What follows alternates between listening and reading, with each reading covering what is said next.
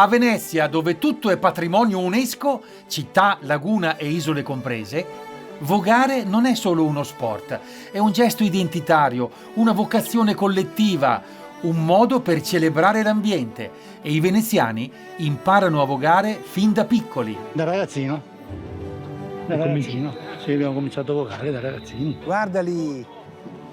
E queste che imbarcazioni sono? Sandoli. Ah, sandoli. Sandoli veneziani. In questo caso dei sandolini, perché guarda chi c'è su. Che bravi. Noi padani ci troviamo alla bocciofila, i veneziani si trovano alle società remiere, qui siamo in quella di Murano. Ciao. Siete belli. Grazie. E anche simpatici. Dove incontro Davide, un distinto signore, che però, se gli parli di vogare, si trasforma. No, ma sei bellissimo. Questa è la divisa della regata. Davide è un campione di voga. Ha partecipato 11 volte alla regata storica e l'anno scorso è arrivato terzo. Si è messo in testa un'idea balzana, insegnarmi a vogare. Ma no, vedrai che è facilissimo. Dov'è? È qua. Ma con cosa mi insegnerebbe poi a vogare?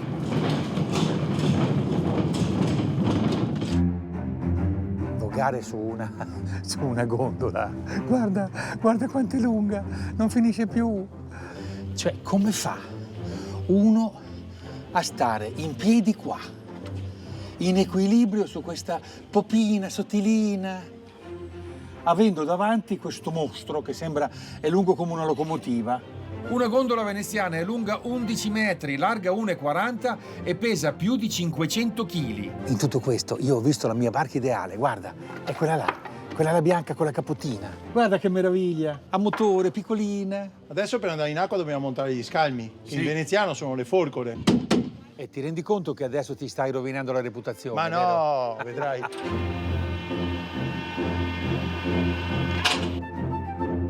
Non tenerti più nel paranco, No, ma sarà il remo a tenerti in equilibrio. tu dici? Piano.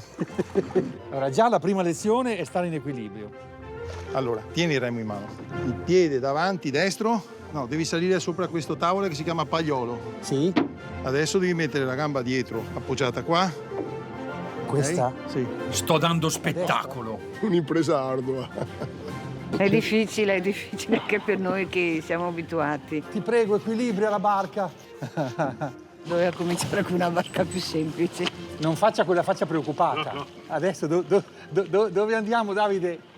Tu voga che usciamo dal canale. Oh, ma E spero solo di non sbilanciarmi e di cascare in acqua. No, speriamo di no, anche perché non è l'acqua pulita. Bravo, proprio il movimento così. oddio. Quando uno perde il remo si dice che i granchi glielo mangiano. Devi cercare di fare un movimento armonico, di spinta.